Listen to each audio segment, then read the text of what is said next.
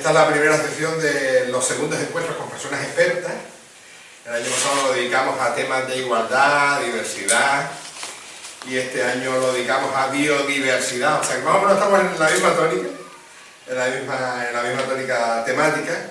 Pero bueno, el año pasado fue nuestra primera experiencia en un proyecto de participación ciudadana y nos lo subvencionó la Consejería de Participación Ciudadana del Cabildo. Entonces, pues, preferimos abordar temas que estaban más cercanos a lo que ellos más valoraban, para probar. Y este año, pues, hemos probado a hacer el proyecto con buenos resultados, porque el lunes de esta semana salió la resolución y nos dieron todo lo que le pedimos, con lo cual, pues, se da por entendido que el proyecto estaba bien. Y decidimos, pues, meternos en esta temática. Vamos a hablar hoy de especies exóticas invasoras, pero luego el día 12 de diciembre vamos a hablar de energías alternativas. El 13, ahí tenemos sección doble, vamos a hablar de cambio climático.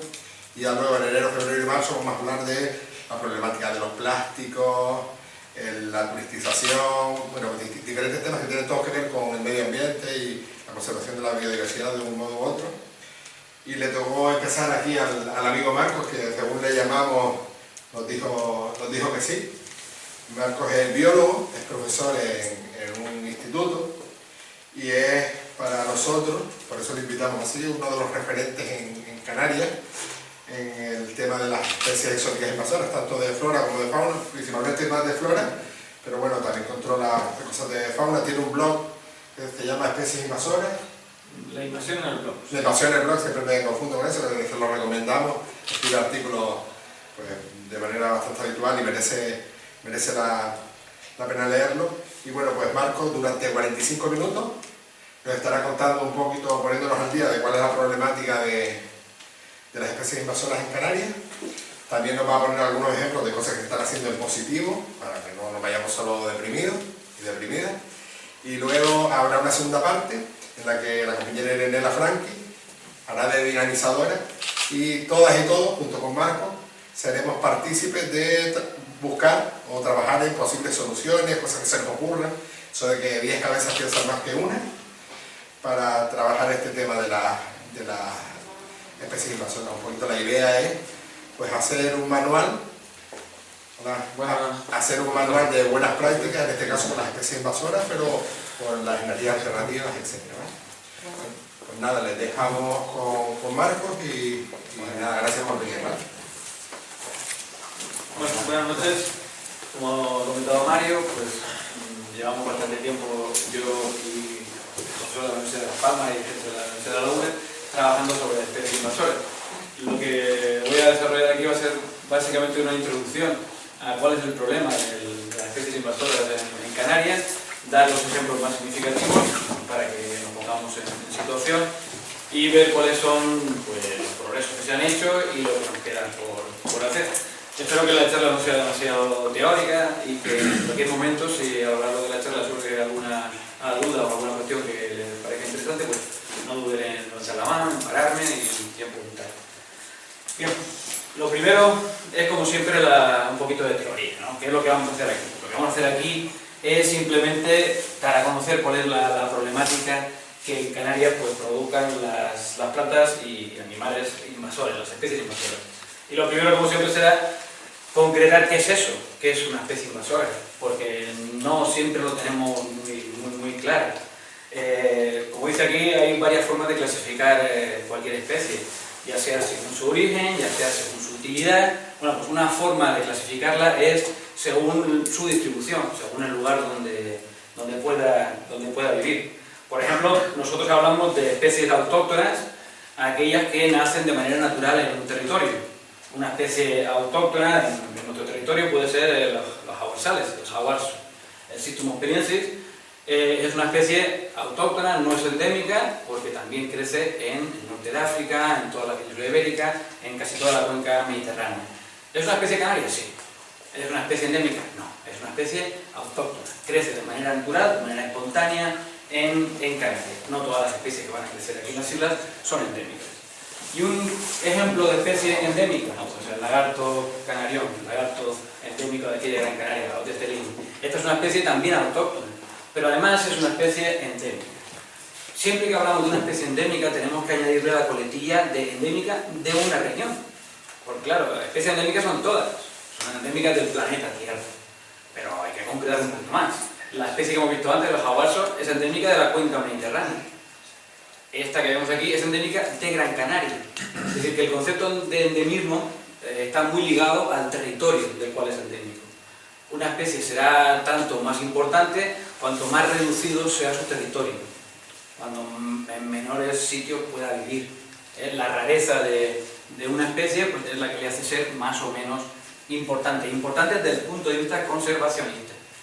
Hay otras muchas especies que tienen una importancia también elevada, pero no desde el punto de vista de su conservación, sino de su uso, de su explotación, etc. Bien, otro aspecto, si tenemos claro lo que es una especie autóctona o endémica, tenemos que tener claro también lo que es una especie exótica. ¿Qué es una especie exótica? Una especie exótica es aquella que crece fuera de su territorio natural, fuera de su territorio de origen. Pero fuera de su territorio de origen de manera voluntaria, digamos, porque se ha propagado de manera autónoma. Todas las especies están preparadas, tienen capacidad y lo hacen así constantemente para propagarse. Todos los años llegan a Canarias un montón de insectos arrastrados por la calima, desde el norte de África llegan un montón de semillas, también arrastrados por los vientos del este, y muchos de ellos, la inmensa mayoría de estas nuevas aportaciones no llegan a aclimatarse a nuestras islas y no llegan nunca a proliferar aquí, no arraigan en la isla. Son especies para nosotros exóticas porque viven fuera, pero son exóticas, digamos, que se propagan de manera natural.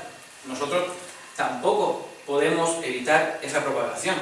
Cuando nosotros encontramos una planta nueva o un animal nuevo en un territorio, en una costa de Cuba, por ejemplo, no podemos decir, esta es nueva, es exótica. No, quizá no. Es exótica, pero ha venido por sus propios medios. No tengo por qué considerarla de manera negativa, de manera peyorativa.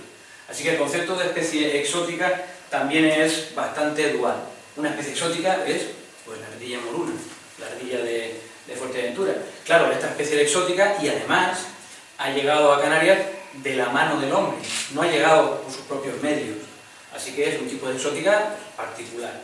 Otras especies se pueden considerar incluso exóticas, no ya en Canarias desde el exterior, sino exóticas dentro de la propia isla. Aquí tenemos el ejemplo de las damas, un grupo de especies del género Schizogenia. Las damas, existen dos especies, una que es general para casi todas las islas, solo está ausente en Lanzarote, que es la Schizogenia sericea, y la tienen ahí de color clarito. Y aquí, en el sur de Gran Canaria, tenemos otra especie, que es la Schizogenia glabérrima, que tiene ese color, un verde más oscuro. Son dos especies distintas. Una vive en el norte, Schizogenia sericea, y otra vive en el sur, Schizogenia glabérrima. Y por aquellas cosas del embellecimiento de las carreteras, pues la gente nos hemos puesto a plantarlo a lo largo de las carreteras, tanto la glabérrima en el norte como la sericea en el sur, y se han mezclado. Dos especies que estaban separadas geográficamente, ahora mismo pues conectan en un montón de sitios. Esta imagen está tomada en Mogán, en la costa de Mogán, pero aquí en Ginamar nos pasa igual. En Mogán es territorio natural de Schizogenia glabérrima y allí se plantó la sericea, y en Ginamar, aquí también en la isleta, es territorio natural de Schizogenia sericea y se ha plantado Schizogenia glabérrima. Así que una especie sea exótica o no sea exótica ya no depende ya de que sea fuera de una isla o de que sea fuera del archipiélago, no. Simplemente está fuera de su territorio natural. Consideraremos especies exóticas todas aquellas que estén fuera de su territorio natural. A veces se han propagado de manera natural, pero en la inmensa mayoría de los casos se propagan de manera, digamos, mediada por el ser humano, mediada por la actividad humana. Y después, bueno, aquí tenemos la definición de lo que el Convenio de Diversidad Biológica considera como especie introducida. Se refiere a movimiento por acción humana siempre, ya sea voluntaria o no, porque nosotros podemos plantar una planta o podemos transportar un trozo de tierra, una maceta, y dentro de la maceta probar un montón de insectos, un montón de animales y también algunas semillas. Estas se desplazan de manera indirecta, de manera involuntaria, pero también es una manera de introducirlo.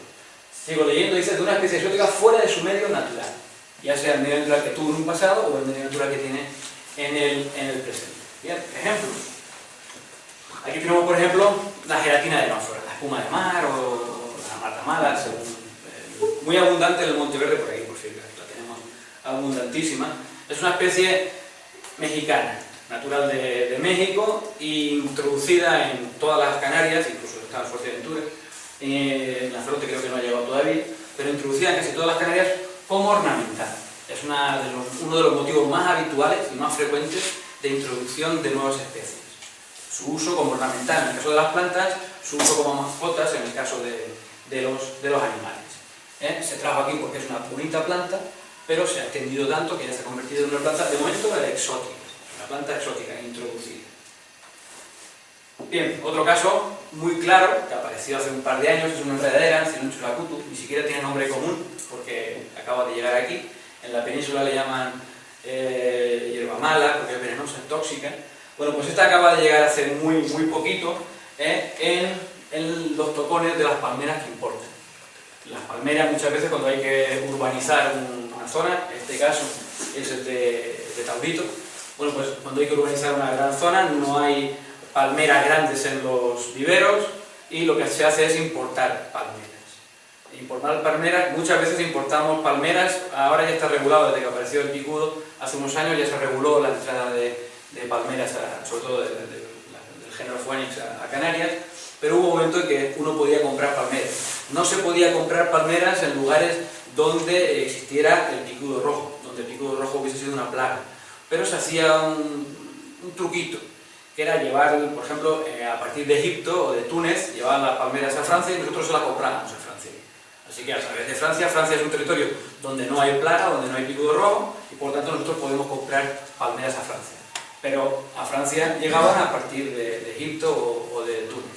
Y así, de esa manera, se cree que entró también el picudo rojo en Canarias, que por cierto, hace un par de días lo hemos vuelto a encontrar en el laso.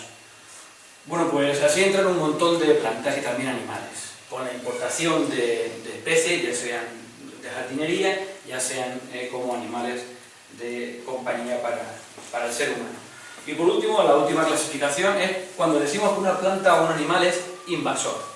Hemos visto autóctono, endémico, hemos visto introducida, ya sea de manera voluntaria o involuntaria, y ahora tenemos el concepto de invasor. No todas las introducidas son especies invasoras. Introducidas son todo lo que ha venido aquí de fuera. Bien, pero de estas que han venido de fuera, de estas introducidas, muy pocas, realmente son muy pocas, a veces exageramos un poquito el tema de las especies invasoras, quizá porque con ánimo de conservar y con ánimo de que la gente tome conciencia del problema, pues se exagera un poco, pero no todas las especies que entran, no todas, ni el 5 ni el 10% diría yo, de especies que se consideran introducidas, llegan a ser invasoras. Son invasoras cuando realmente producen daños al medio ambiente, daños también a la economía, daños a la salud. Cuando estas especies que llegan de fuera producen algún tipo de alteración importante, ya sea al medio ambiente, ya sea a nuestra economía, ya sea a la salud, entonces es cuando las consideramos invasoras. Y no son solo invasoras porque haya un montón. Cuando uno piensa en una invasión, piensa, pues eso, en una guerra, ¿no? Las invasiones bárbaras, vienen todos los bárbaros y colonizan todo un territorio. No es necesario. Nosotros vemos un campo de rabo de gato y claramente vemos que está invadido de rabo de gato. Pero una especie introducida puede ser dañina con un ejemplar solo, o con dos, o con tres, con muy pocos, porque puede afectar el rango de polinizadores, las tuneras. Yo pongo una tunera, o el ligustrum que tiene usted aquí en la puerta de la casa verde, que huele tan bien. Esa sola planta, incluso en un jardín, puede producir una atracción a todos los polinizadores que impide que las plantas autóctonas se polinicen. Esa planta está afectando el medio. No es invasora porque no es introducida, está en un jardín. Pero eso puede pasar en otro rango de cosas con las hibridaciones, que también son problemas que ahora veremos. Hay plantas que traemos para los jardines que se hibridan con plantas autóctonas. Y poco a poco el problema de la hibridación podría ir haciendo diluir la genética de una especie y desaparecerla. Eso está pasando con las palmeras datileras, está pasando, esperemos frenarlo a tiempo, con el madroñero canario y el madroño mediterráneo. Es decir, que una invasión no es una extensión enorme de una planta o de un animal que lo invada a todos, no. Una invasión es una introducción que produce daño, ya sea un animal, 2, 4, 20, 100 millones, los que sean.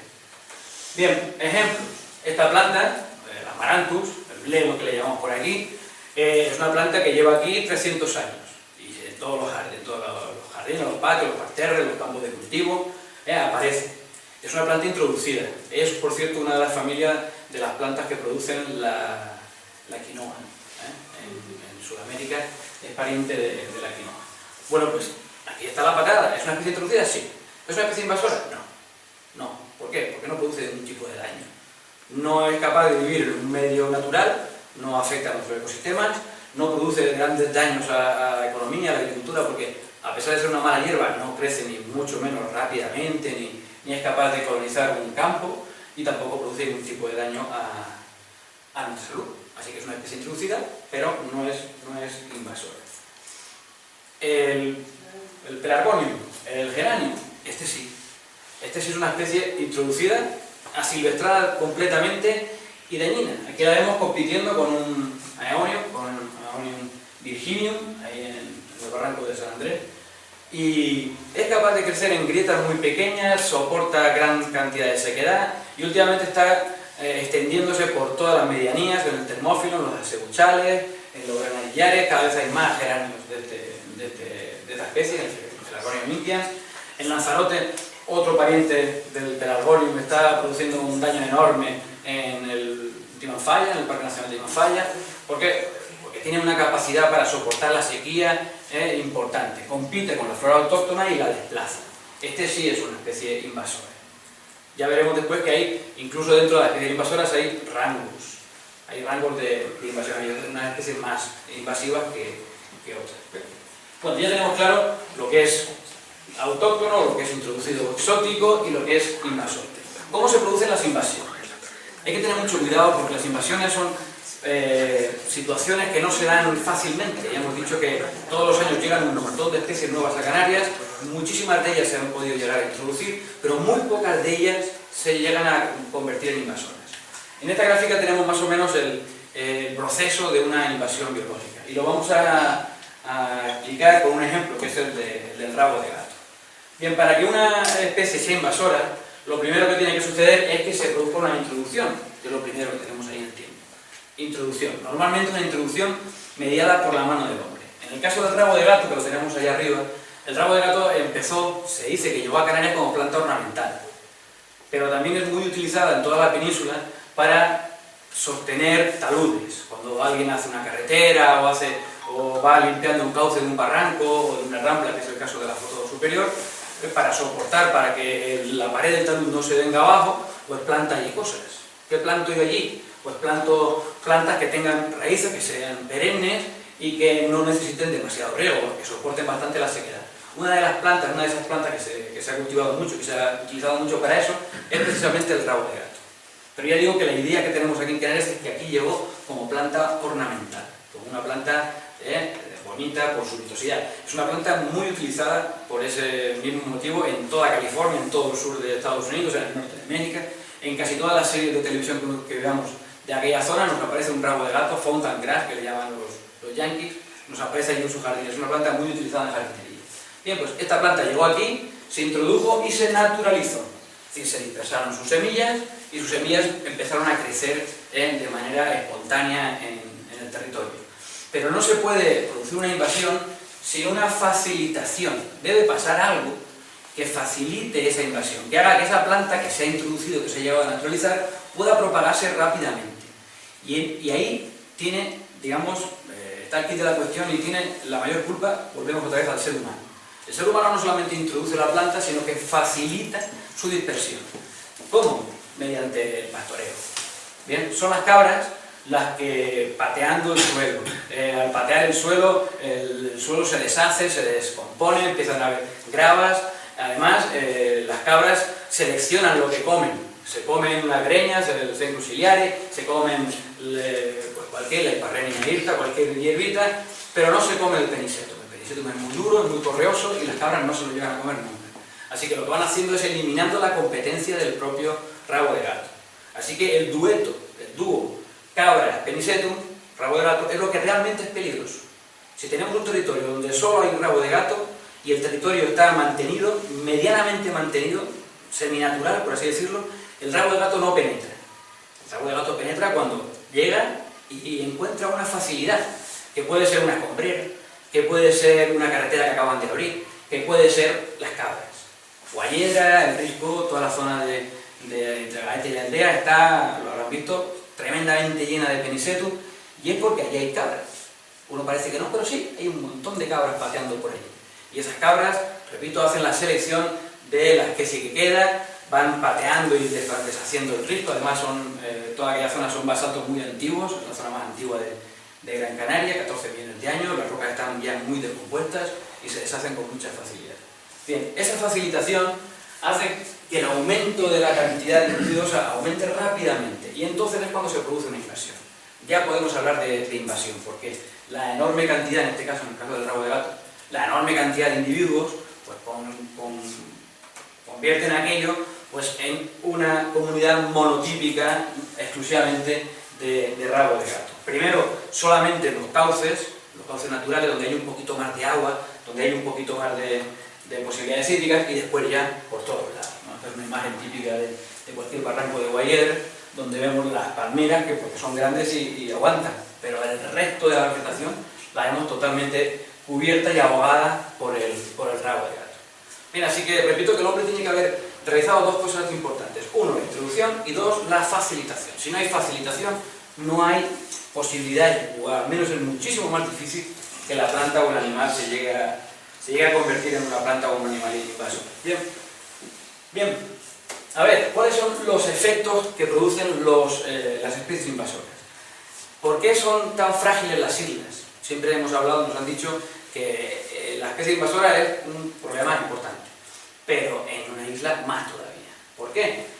Vamos a ver si entendemos cómo es la estructura de un ecosistema continental y la estructura de un ecosistema insular. En un ecosistema continental, digamos que todos los nichos ecológicos, todos los sitios están ocupados. Pues en la base del ecosistema, los productores, las plantas, pues son muy diversas, ocupan todos los lugares que pueden ocupar, hay unos más arriba, otros más abajo, otros en lugares más inclinados, otros en menos inclinados. Digamos que cualquier sitio donde puede existir una especie, existe. Los herbívoros son también muy abundantes, hay una enorme cantidad de herbívoros, así también los consumidores primarios, los grandes consumidores. Es decir, el ecosistema está petado, está lleno, no cabe nadie más. ¿Qué ocurre con las especies invasoras en este tipo de ecosistemas? Por ejemplo, ¿qué ocurre con el americano, el bisón americano? Ustedes saben que hay granjas de bisones americanos, gente que está más para allá que para acá, va a la granja y los libera, libertad para los animales, plan, rompen la granja, salen los bisones corriendo, se asilvestran y compiten con el bisón europeo, que es una especie que por eso está convirtiéndose en una especie en vía de extinción. Pero no solamente es el bisón europeo el que se ve fastidiado por la presencia del bisón americano, sino que estos bisones americanos son mucho más agresivos, no tienen los depredadores que tenían en su territorio, empiezan a proliferar y se convierten en depredadores importantes de herbívoros y de consumidores primarios, digamos de los estadios intermedios del ecosistema. Lo que pueden hacer, en todo caso, es que esos bisones producen huecos, producen parches, especies que estaban allí de repente desaparecen y el ecosistema se queda, digamos, con algunos huecos, algunos nichos que estaban ocupados de repente se encuentran vacíos. Esos nichos vacíos pueden ser ocupados por otras plantas, por otros animales, dependiendo de cuál sea. Lo que hace la especie invasora en un ecosistema continental es crear huecos, extingue especies, pero le cuesta más, porque hay muchas, está todo ocupado y es más difícil. Los ecosistemas insulares, sobre todo los insulares oceánicos, hay que diferenciar, cuando ustedes piensen en un ecosistema insular, hay que diferenciar los ecosistemas insulares oceánicos y los insulares continentales. Les pongo un ejemplo rápido. Baleares es un ecosistema insular, pero continental. ¿Por qué? Porque una vez en su historia geológica ha estado unido a la península ibérica y por tanto ha habido tránsito de animales y plantas fácilmente desde Baleares a la península y al revés. Las plantas y animales que hay en Baleares son más o menos las mismas que hay en la península ibérica, o al menos alguna vez han estado juntos. Las islas oceánicas, como las nuestras, nunca han estado en contacto con el continente, nunca. Emergen desde el fondo del océano, las nuestras cerquita del continente, pero otras como Azores o Madeira, mucho más lejos, emergen del fondo del océano, y los animales y plantas que llegan a estas islas oceánicas son solamente las que pueden llegar, no todas. aquí no tenemos todas las plantas o animales que pueden haber aquí. Aquí solo tenemos las que han podido llegar hasta aquí. Aquí en Canarias, por ejemplo, no tenemos grandes depredadores. Ni tenemos lobos, ni tenemos linces, ni nada de eso. ¿Por qué? Pues porque no han podido atravesar los 100 kilómetros de agua que hay entre África y Fuerteventura o Lanzarote. Aquí no hay robles, encinas, que son los árboles dominantes en todo el ecosistema mediterráneo. Y no lo hay porque los animales que dispersan esas bellotas, que son los frutos de estos árboles, no han atravesado ese estrecho de continente. Así que no tenemos todo lo que puede haber, solo lo que ha podido cruzar el estrecho. Así que los ecosistemas insulares tienen huecos. De por sí, de manera natural, hay nichos vacíos. Hay lugares a los que no hay ninguna planta ni ningún animal, porque es que no ha llegado todavía. No ha llegado ninguna... Por ejemplo, Canarias siempre se ha vanagloriado de que aquí no había nunca ningún animal venenoso. No había arañas venenosas, no había serpientes. ¿Qué ha pasado? No había porque no podían llegar. ¿En cuánto ha podido llegar? Fíjate si hay un montón. Es decir, aquí hay un nicho vacío que no estaba ocupando nadie. Normalmente estarían semi-ocupados por los lagartos, perenquenes, etc. Pero en cuanto ha llegado una serpiente, se ha metido en ese nicho que no estaba ocupado, ha encontrado su sitio. Y eso es lo que ocurre aquí en las islas, que tenemos nichos vacíos. Por tanto, hay muchas más posibilidades para las especies invasoras. Hay muchas especies.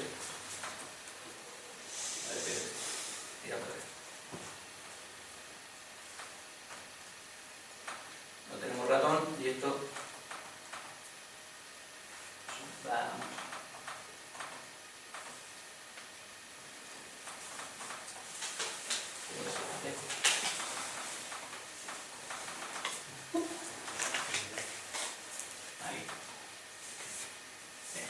Bien, decía, hay muchos huecos y pueden venir especies para ocupar esos huecos. Entre las plantas, pues el penicetum, el conejo, el picudo, la serpiente, los gatos... Repito que la diferencia básica es que en un ecosistema continental no hay huecos, está todo ocupado, y al nuevo pues, le costará trabajo llegar, entrar. Aquí no, aquí hay sitios vacíos. Y vienen los ocupas y los ocupan. Es mucho más fácil que en una planta, un animal llegue a ser invasor en nuestro entorno, en un entorno insular, oceánico como el nuestro, que lo llegue a ser en un continente. Bien, esas especies que llegan ya empiezan a afectar el equilibrio de todo el ecosistema, haciendo que otras plantas, que otros animales desaparezcan, creando nuevos huecos y ya al final el caos es total. Nosotros no podemos quejarnos. José María Fernández Palacio, catedrático de Ecología de la Universidad de La Laguna, siempre que hablamos con él de que las especies invasoras son un polebra, nos manda a hacer puñetas. Porque él ha estado por ahí, ha estado en Hawái, ha estado en Azores y ha visto lo que realmente es un problema. En Hawái solamente el 5% de su flora y de su fauna es autóctona. El resto son todo plantas y animales introducidos, exóticos. En Azores, si van a Azores, vayan por favor. Muy bonito, pero la planta emblemática de allí es la flor de mundo. Y los árboles emblemáticos en Azores son pues, árboles australianos o un pino japonés. Es decir, no vayan a buscar allí la laurisilva, aunque la hubo y algún reducto queda, porque es casi todo, el 90% de su flora y de su fauna son plantas y animales exóticos y la mayoría de ellos invasores. Nuestro problema, en comparación con el suyo, es inicial. Está en un estado embrionario. Pero bueno, ahora que podemos evitar que surja, que llegue a más, pues es lo que tenemos que intentar. Bien, repito que las invasiones no se producen solo por, digamos, ocupar nichos, por ocupar territorios, sino que incluso la mera presencia de 1, 2 o 3 ejemplares de una especie puede producir hibridaciones. Y las hibridaciones también son una especie de invasión genética. Arriba tenemos el ejemplo de los madroños, el madroño canario, el madroño mediterráneo, el rutucunero, que se utiliza aquí básicamente en jardinería, aquí en Gran Canaria al menos. Los pocos madroños mediterráneos que hay están en jardines, en fincas, pero aún así se han llegado a cruzar con el madroño canario y crean híbridos. Un híbrido que se descubrió por primera vez en Tenerife, ahora mismo se acaba de descubrir también aquí en Gran Canaria. ¿Y qué puede ocurrir? Pues que los genes del unedo, del canariensis, se vayan mezclando y al final esos híbridos pues, puede que proliferen muchísimo y al final el más débil de los dos parientes, de los dos padres, que es el canariensis, pues desaparezca. Al final no sabremos cuál es canario del todo, cuál es híbrido, cuál es peninsular. Eso ocurre también con la palmera. El caso de la palmera es más sintomático porque palmeras canarias hay un montón, todavía, gracias a Dios, pero cada vez hay más palmeras híbridas. Muchas de las palmeras que nosotros vemos y decimos, qué bonita, Las palmeras de San Telmo, por ejemplo, del Parque San Telmo en la Palma de Gran Canaria, son todas híbridas. Si les cae un dátil, les estropea el coche. Tienen unos dátiles gordos, duros, son grandes como un dátil de comer, pero verdes y duros como una trampa. Una cosa intermedia. Bien, las diferencias morfológicas son bastante sencillas de ver. El canario tiene la copa redondita, el datilero, que es el de arriba, tiene una copa con una especie de copa, tiene una copa no redonda, mientras que el híbrido pues, es una mezcla de las dos. El color de las hojas de la palmera canaria es un verde más oscuro, el de la datilera es un verde más azulado, más glauco, decimos. Bueno, pues el híbrido es una mezcla de los dos.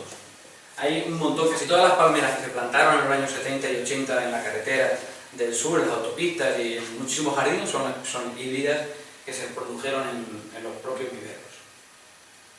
Bien, eso produce pérdida de biodiversidad. Estas son las tres causas de pérdida de biodiversidad que se entienden hoy en día como más importantes. La primera es la contaminación, la destrucción, la fragmentación del hábitat, pero la introducción de especies alóctonas, el problema de las especies exóticas, ya está en el tercer lugar, y hay gente incluso que lo pone ya en el segundo. Quizás repito de una manera un poco alarmante, pero al menos interesante. ¿Cómo se hace para luchar con ella? Vale, ya me he convencido, está claro que es un problema. ¿Y ahora qué hacemos? ¿Vale?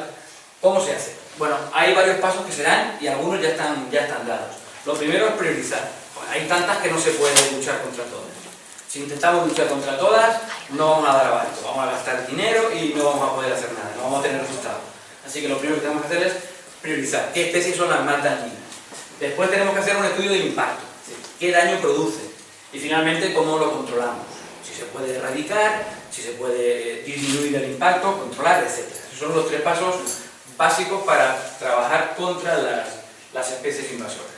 El primer paso está dado, la priorización. Hay una priorización a nivel global, a nivel mundial. Las instituciones más importantes sobre conservación, la IUCN, han elaborado un catálogo de las 100 especies más dañinas que existen en el mundo, de las cuales tenemos el privilegio de tener 5 aquí en Gran Canaria.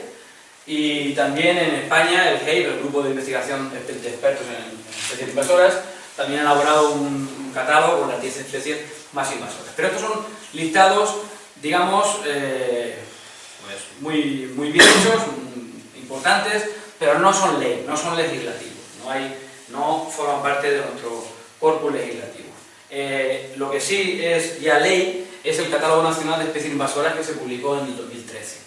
En ese catálogo, todas las especies que estén incluidas en ese catálogo tienen ya una normativa, no se pueden tener en casa, las tenemos que erradicar, tenemos que impedir que entren en nuestro territorio. Ya hay una normativa bastante clara, bastante importante, como para saber qué es lo que tenemos que hacer con ellas. Bien, en ese listado, vamos un poquito de prisa para...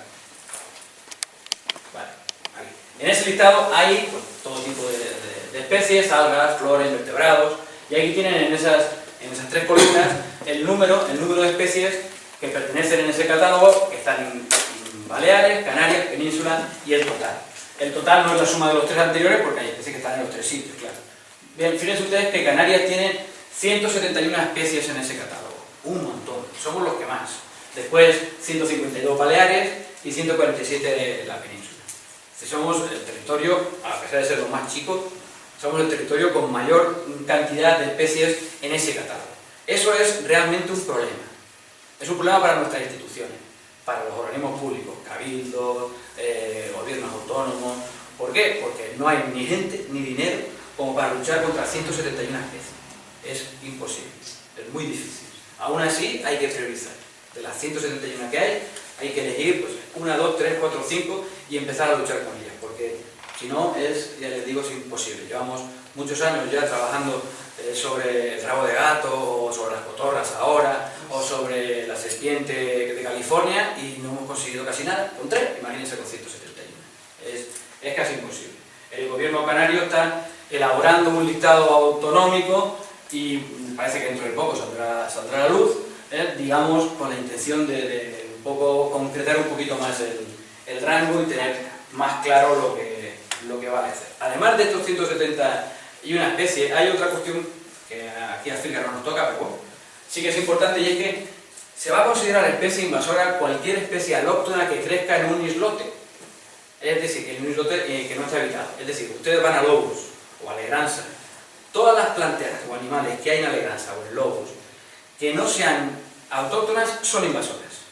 Y por tanto también tienen que ser eliminadas, también, o sea, eso son muchas especies, son un montón de ellas.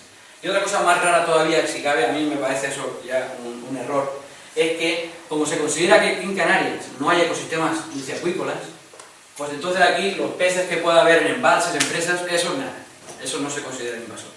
Es decir, una percasol, un rapaz, este tipo de peces que aquí sí que están y que en la península se consideran invasores, aquí no.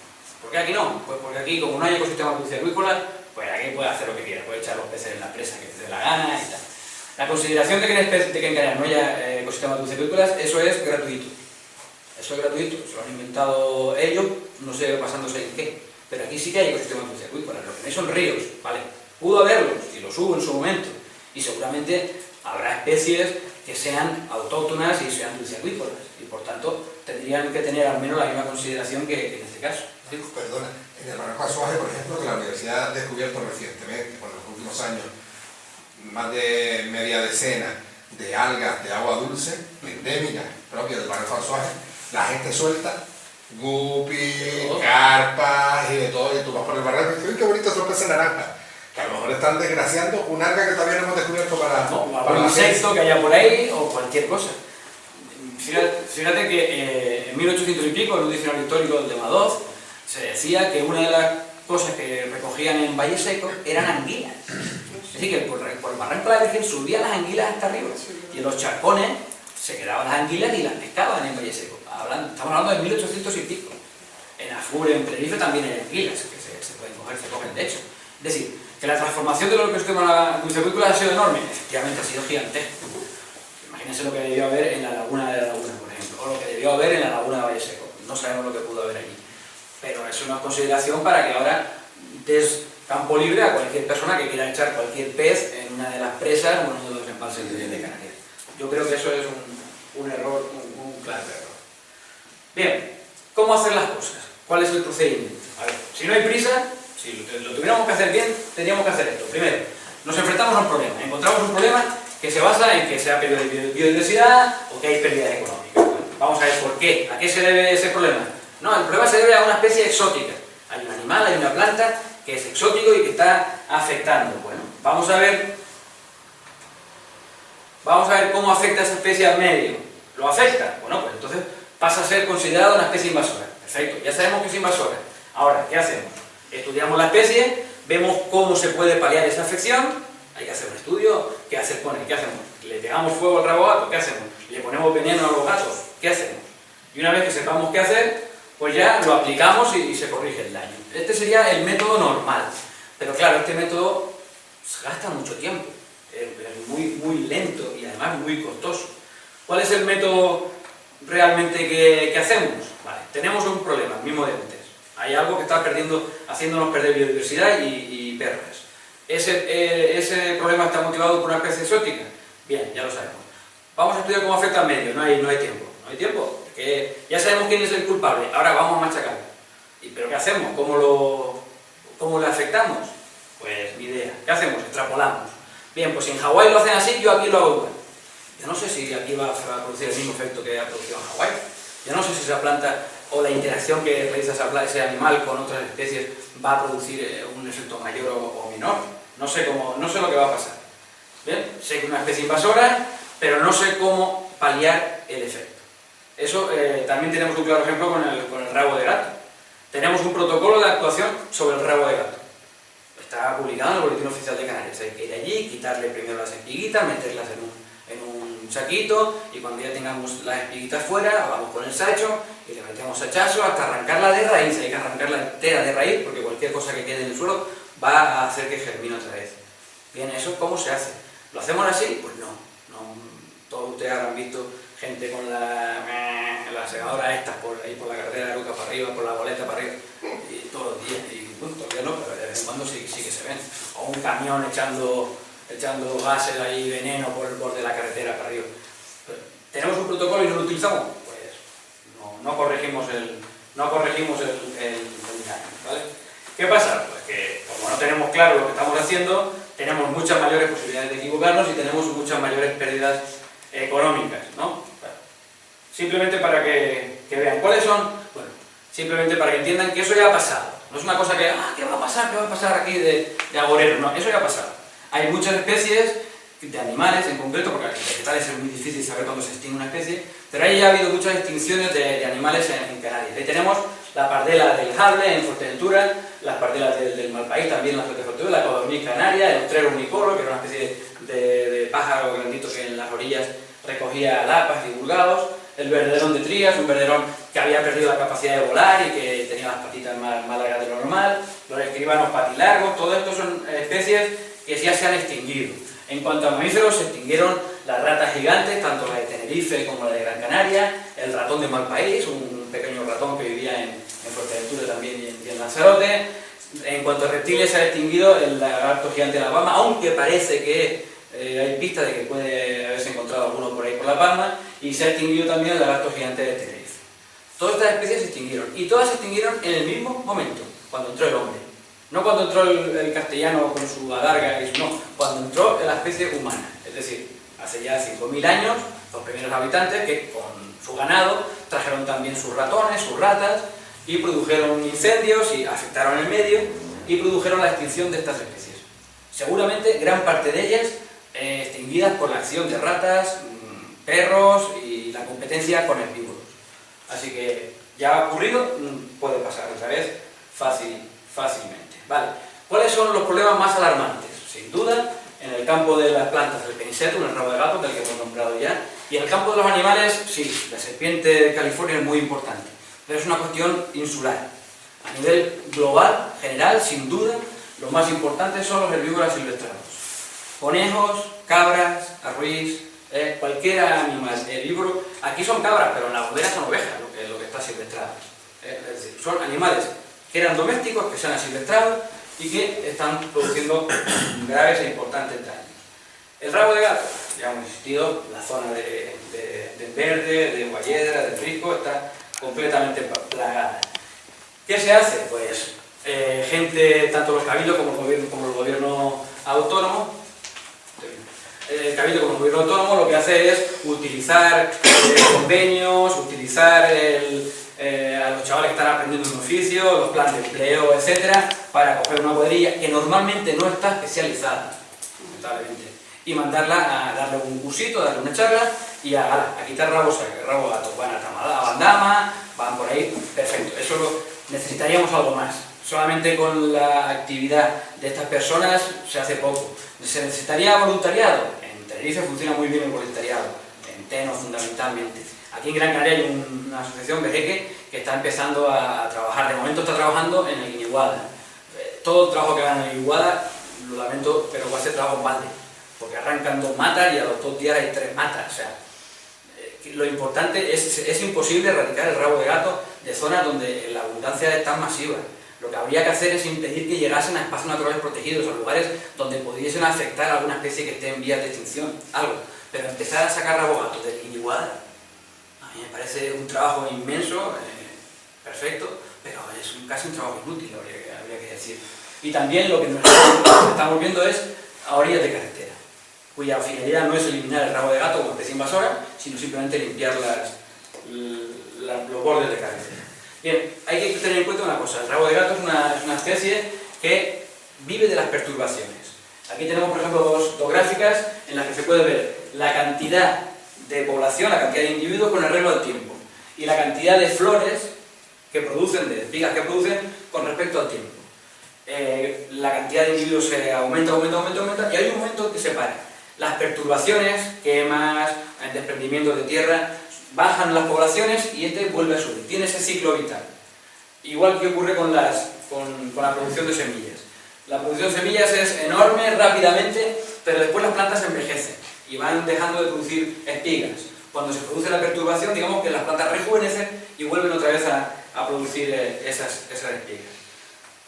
Bien, lo vemos aquí. Esto es una carretera, no sé muy bien por la luz, pero esto es un arcén de una carretera donde arriba tenemos ejemplares viejos que tienen muy pocas espigas, con un color pajizo ya, y aquí abajo tenemos ejemplares jóvenes. Se ha limpiado esto y empiezan a aparecer los jóvenes. Los ejemplares jóvenes tienen una enorme cantidad de espigas, mientras que los viejos pues apenas producen espigas. Tanto en Tafira como en Guayedra podemos ver esto. Una masa inmensa llena de rabo de gato con ejemplares muy envejecidos que no tienen espigas, que producen muy poquita cantidad de semillas. Es decir, la planta está acostumbrada a que ahora se produzca un cambio, normalmente en su lugar de origen un incendio. Son pastos enormes, sabanas enormes donde periódicamente se producen incendios. Aquí ahora vendría el fuego y rejuvenecería las plantas, ese es su ciclo natural. Si nosotros no perturbamos esto, al final la producción de semillas caerá. Pero claro, tenemos que quitar eso de ahí. Nosotros no podemos, si arrancamos eso de ahí, vamos a rejuvenecer y volver a iniciar el ciclo. ¿Qué podemos hacer? Quitar y plantar. No quitar y ya está. Quitar y plantar. Yo quito un rabo de gato en Guayedra y pongo una tahuiba, o un incienso, o una vinagrera, da igual lo que ponga, pero pon algo. No vamos a plantar laurel, porque no van a salir. Ni sabina, ni nada de eso. Plantar cualquier cosa que ocupe ese sitio, que dé sombra, que empiece a regenerar un poco el medio. Digamos que esa es la alternativa que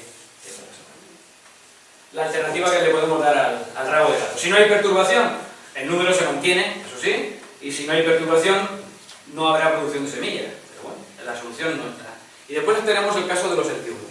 Con eso terminamos. La cabra. En ningún caso estamos hablando de las cabras domesticadas, de las cabras que están con su dueño, con su pastor, en el redil, que las saca a pastar. Eso no es el problema, eso no es un problema. Eso, ojalá tuviéramos 20.000 rebaños por ahí produciendo leche y produciendo queso. No es un problema, repito.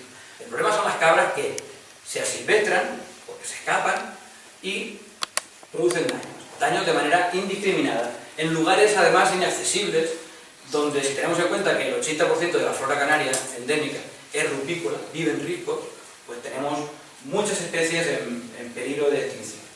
Concretamente, lo mismo ocurre con el muflón y el arbuí, en las zonas como en las cañadas. Esta zona es una zona que está justo al final del teleférico, donde el teleférico acaba. Hay una zona vallada, restringida al paso de muflones, de conejos, y allí salen violetas a punta pala. La violeta del Teide es una planta bastante frecuente. Fuera de ese cercado no hay apenas violetas. Claramente hay otros cercados abajo, en las cañadas, en La Palma se ha repetido el experimento.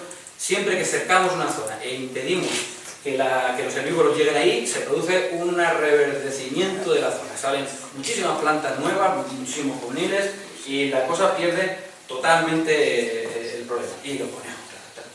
Los conejos son ese pequeño problema que va minando la capacidad de regeneración